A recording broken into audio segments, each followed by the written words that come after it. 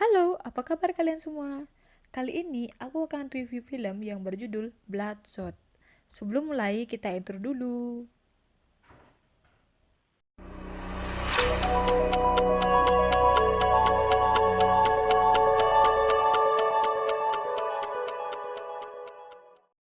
Di awal cerita, diperlihatkan seorang kawanan teroris yang sedang menyandra seseorang.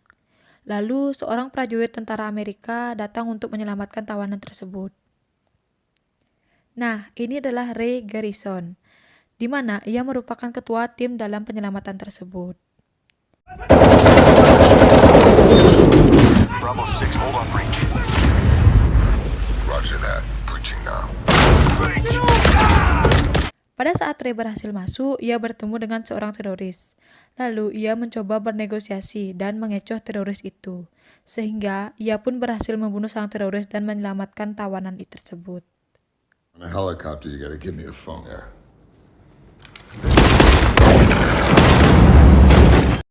Setelah berhasil melaksanakan misi, mereka pun kembali.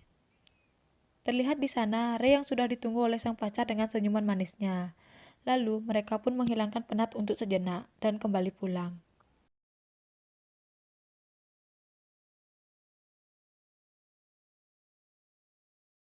Sesampainya di rumah dan tak perlu menunggu lama lagi, mereka pun melakukan adegan di mana yang saya tidak perlu menjelaskannya lagi. Pasti kalian sudah mengerti lah. A little re-education. Saat terbangun, Gina sudah tidak ada lagi di sampingnya Ray. Lalu, Ray pun pergi ke kamar mandi. Nah, di saat Ray berada di kamar mandi, tiba-tiba datanglah sekelompok orang menyerangnya. Dan ia pun berhasil dibawa ke markas teroris.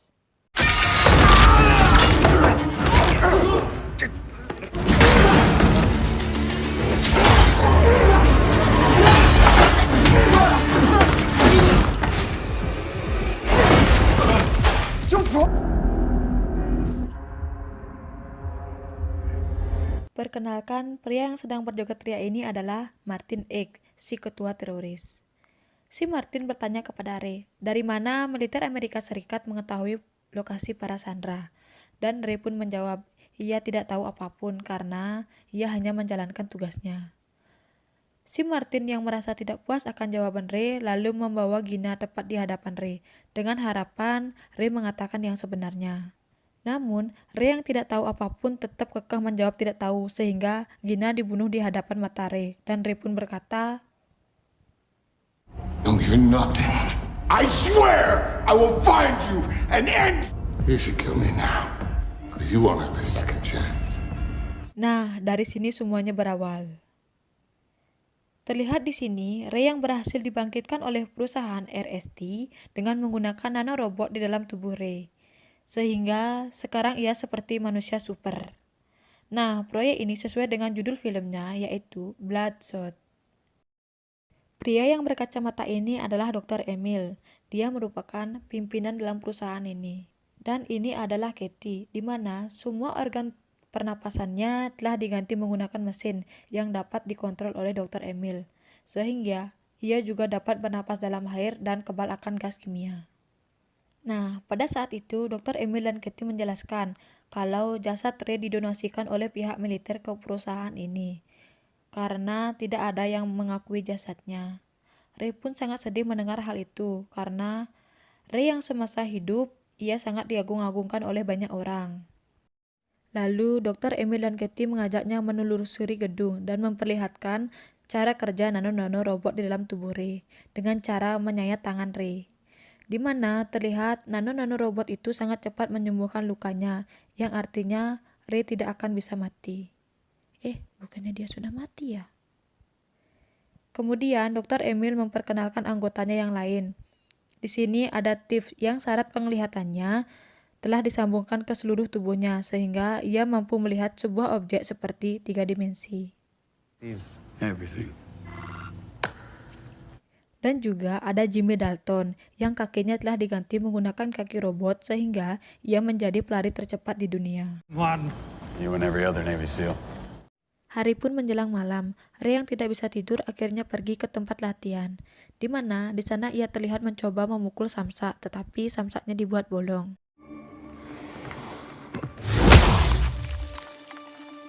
Nah, di sana ia terus mencoba menguji ketahanan tubuhnya dengan cara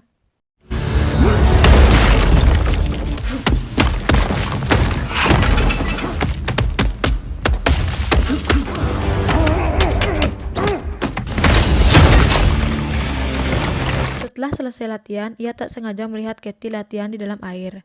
Katie pun menghampiri Ray dan sedikit bercerita tentang pengalamannya, lalu memberikan Ray sebuah benda yang selalu Katie bawa kemanapun. Scene pun berpindah di mana mereka sedang asik-asik minum. Namun, seketika itu pun Ray langsung ingat akan masa lalunya mengenai Gina, dan ia pun buru-buru pergi untuk balas dendam. Saat di perjalanan, Dr. Emil memberitahu Ray agar kembali. Namun, Ray yang tetap ingin pergi dan membunuh Martin X, yang dimana saat dilacak, Martin X sedang berada di Budapest, Hungari. Karena tempatnya sangat jauh, Ray pun memutuskan untuk menggunakan pesawat terbang. Namun, Dr. Emil yang terus melarangnya sehingga terjadilah cekcok di antara mereka. Database, that is beyond illegal. I need you to come back now. I'm sending Tibbs and Dalton. I'll find a way.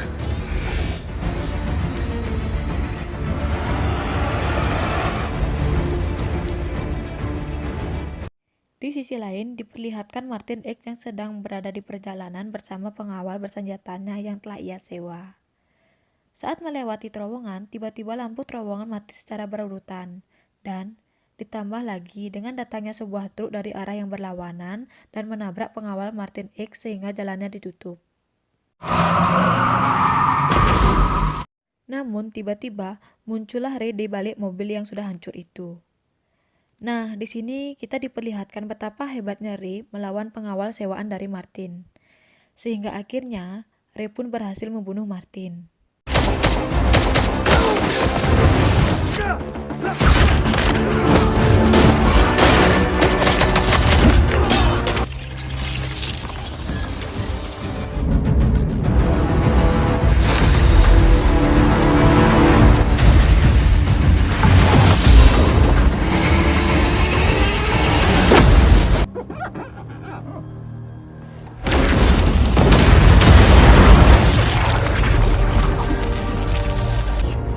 Thanks for the advice. Setelah selesai balas dendam, Ray pun kembali dan ia disambut oleh teman-temannya untuk dibawa kembali. Karena pada saat itu, nano-nano robot yang berada dalam tubuh Ray sudah sangat lemah karena ia terlalu banyak mengalami luka sehingga ia harus di-charging. Sesampainya di sana, Ray pun ditidurkan dan dihapus semua ingatannya untuk digantikan dengan ingatan yang baru. Namun, saat proses penghapusan itu berlangsung, datanglah Katie yang keberatan karena harus berulang kali melakukan hal itu. Akan tetapi, Katie yang tetap tidak bisa berbuat apapun selain menuruti Dr. Emil. Nah, di sini terungkap sudah kalau sebenarnya ingatan Ray mengenai pembunuhan Gina itu adalah rekayasa dari Dr. Emil. Di mana yang sebenarnya Martin X itu bukanlah seorang teroris, melainkan mantan rekan kerja dari Dr. Emil. Jadi, sampai di sini kalian mengerti kan kalau dalang dari semua itu adalah Dr. Emil yang hanya menjadikan Ray sebagai mesin pembunuhnya saja. Nah, target yang terakhir yang harus dibunuh Ray adalah Baris. Baris ini juga merupakan mantan dari partner Dr. Emil. Nah, di sini lagi-lagi kita diperlihatkan adegan yang sama, di mana semua seolah-olah Ray baru saja dibangkitkan dari kematiannya.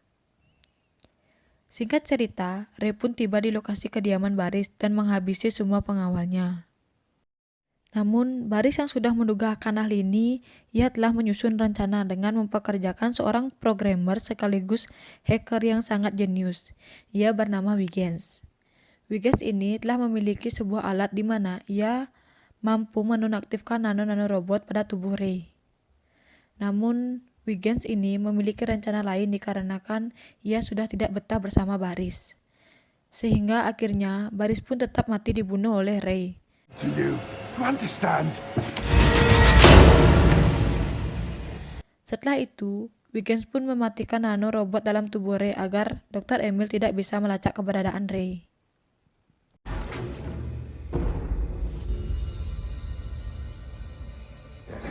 Okay, we've lost picture. Who the hell pushed that? Nothing on the screen, Eric. There's no signal. I have nothing! Kemudian, Wiggin pun kembali membangkitkan Ray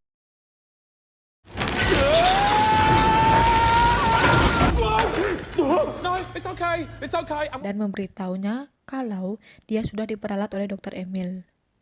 Lalu, Ray pun ingat akan Gina dan mencoba mencari tahu keberadaan Gina yang dibantu oleh Wiggins. Nah, ternyata si Gina ini masih hidup dan sudah memiliki anak. Parahnya lagi, Gina mengatakan kalau mereka sudah putus dan terakhir kali bertemu kisaran waktu 5 tahun yang lalu. Mendengar hal itu pun, Ray semakin yakin kalau Dr. Emil telah memperalatnya. Saat di perjalanan entah mau kemana, tiba-tiba Ray pun ditabrak oleh sebuah truk yang ternyata itu adalah Tips dan Jimmy yang menyerang Ray. Sehingga terjadilah pertempuran sengit di antara mereka.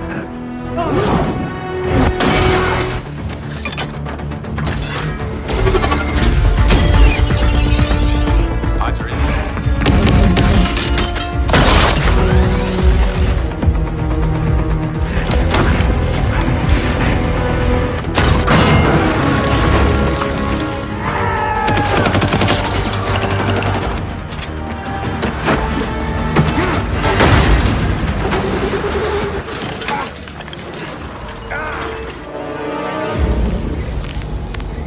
Yang dimana pertempuran itu dimenangkan oleh Tips yang berhasil menancapkan sesuatu ke tubuh Ray.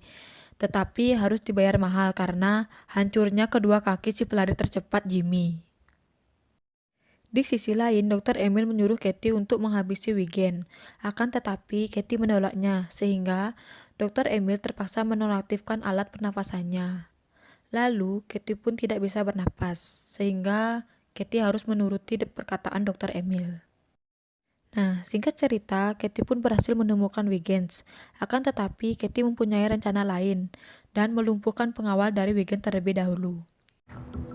So we should really get you in the car. It's not good for you.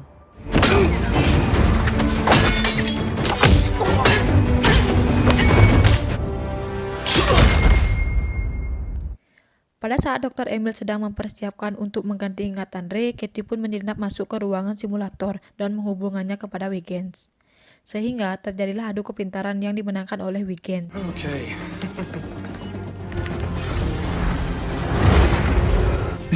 You thought you could lock old Wiggins out of his own? How? Okay. My son, if you're gonna come for the king, do it. Oh, Jesus. Oh, You just said, oh Jesus. 20 quid. Setelah itu, Ray pun berhasil bangkit dengan kesadarannya sendiri. Akan tetapi, ia dihadang oleh Jimmy dan Tips yang kekuatannya sudah di-upgrade. Sehingga pertempuran sengit terjadi lagi di antara mereka.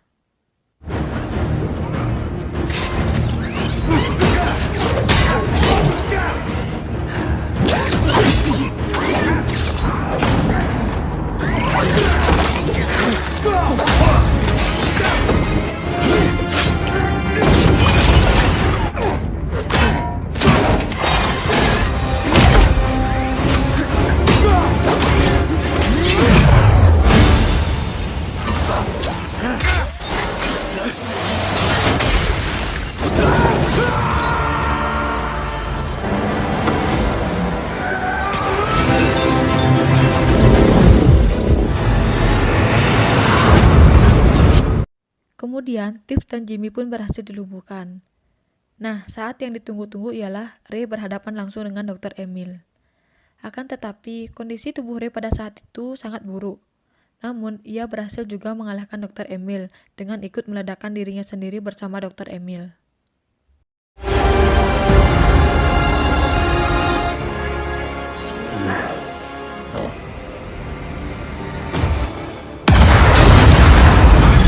Setelah kejadian itu, diperlihatkan Wiggins yang berhasil membangkitkan Ray kembali dengan cara yang saya sendiri pun tidak tahu.